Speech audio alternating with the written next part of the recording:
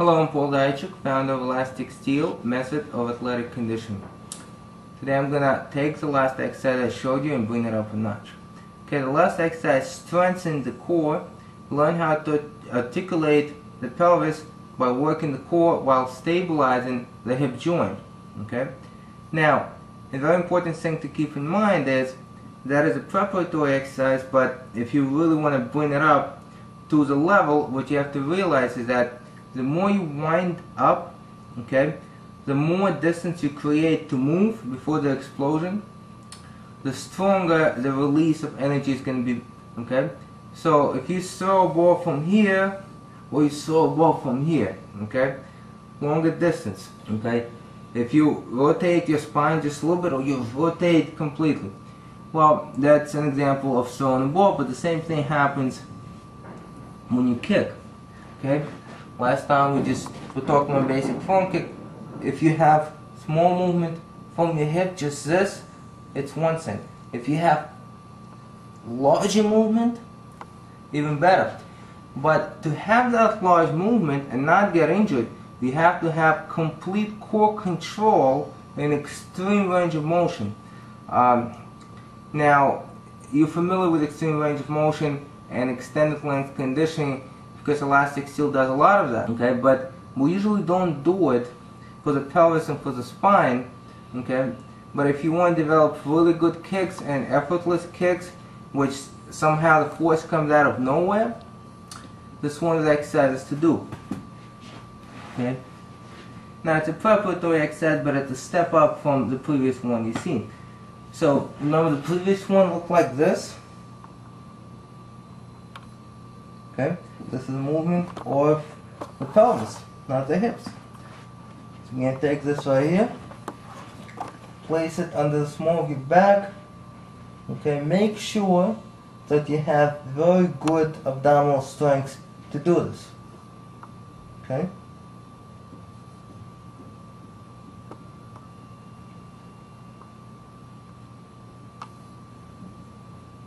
Same thing.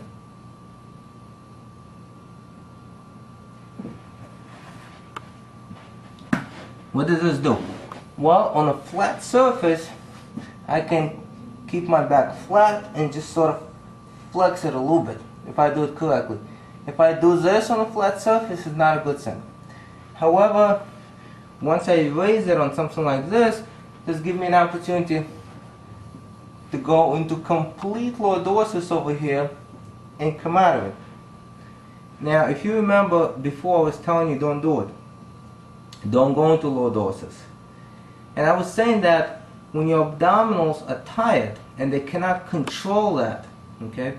When abdominals can't control that, then the spine, the little vertebrae go into each other. However, when your abdominal is in control, what you can do is you can actually learn to stop that right before your vertebrae go into each other, okay? Because you are in control of it, okay? Through the tension of your abdominal muscle. And in this case, so actually lengthening and shortening your abdominal muscles, okay? So this is the exercise to do after maybe a month, month and a half, 2 months of working on flat surface, okay? If you have any lower back pain, you may want to abstain from this. Okay, this ball here is made out of foam. You may want to use softer ball. Okay, the goal is not to develop more range of motion. Okay, that is a lot more advanced thing. What you want to do is just take your natural range of motion, stay a little bit, half an inch or so, just maybe a degree or so, before going through into full lordosis. Just almost there, but not exactly, with complete control of your abdominals, where your low back does not engage. Okay? Thank you for watching.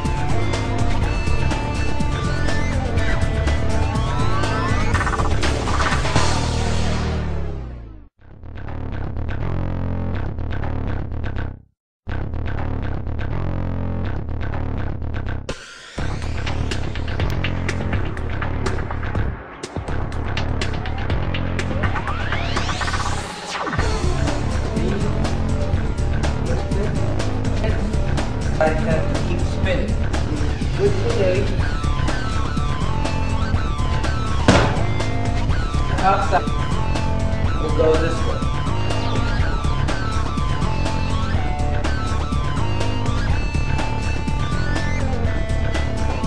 Good.